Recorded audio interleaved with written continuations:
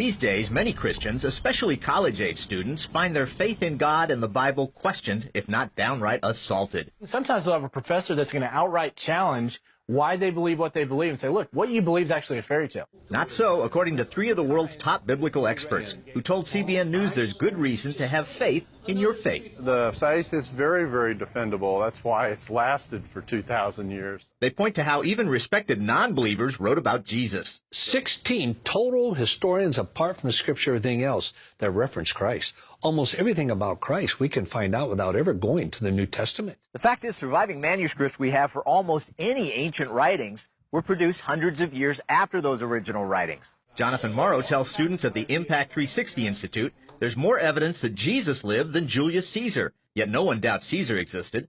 Also, a rule is the closer in time the writer was to events, the more likely his account is accurate. Peter, John, and James lived with Jesus. John said, what our eyes have seen, what our ears have heard, what our hands have handled is what we're declaring unto you. In other words, we were eyewitnesses. We were there. And Morrow points out Paul and Luke interviewed them and knew many others who witnessed Jesus' life, death, and resurrection. When you're doing history, you want early and you want eyewitnesses. And the gospel writers give you both. They investigated everything carefully. They have the ring of truth to them. They include embarrassing details. Another understanding among scholars? What the age does, they find the closer the manuscript to the original, less chance of error or miscopying. But McDowell explains no original copies exist of the most well-respected and accepted ancient works. When you look at Greek and Roman historians like Herodotus and Tacitus and Livy, those are hundreds of years later, 500, 600, 700 years after the fact. Bible manuscripts, though, get closer to the original work than any other. We've got manuscripts and fragments that show up within 35, 40 years of the time when they were written. Why does that matter?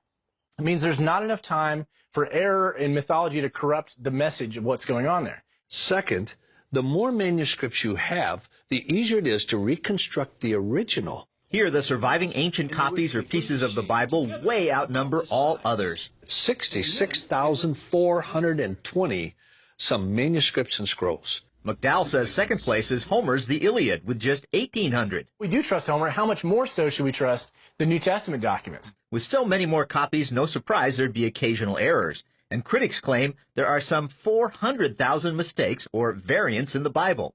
Well, 99% of those 400,000 or so number evaporate. Simple spelling errors, word order. Like H-O-N-O-R, H-O-N-O-U-R. But none of those texts that are in question affect any central teaching of Christian doctrine or practice. And Bach and Morrow explained to students many of the so-called contradictions in the Bible are just different ways of telling the same story. And difference does not equal contradiction. It's just difference. Doubters have a hard time believing that the Bibles we're reading today could accurately reflect the actual words written by the authors so many centuries ago. But McDowell explains how for Jewish scribes, copying books like Genesis and Exodus was holy work and strictly controlled. 4,000 regulations the scribe had to follow to guarantee accuracy.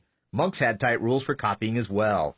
Another reason to trust the Bible, archaeology and related research have time and again shown the Bible's true and Bible skeptics wrong. Archaeology has probably cleared up already over half of all what appeared to be alleged discrepancies in the scriptures. Skeptics would say there's no record of a Nazareth, so the New Testament can't be true, and no record of the Hittites, so the Old Testament can't be true. Well, archaeology and associated research shows both existed. But now you can go to Harvard or anywhere else and study the Hittite language. Finally, there's the proof of logic. The apostles kept saying to their opponents, you know what I'm talking about. You were there. McDowell points out that's a crazy thing to do if you're making the whole thing up. They appealed to the knowledge of their opponents for the facts of which they talk about.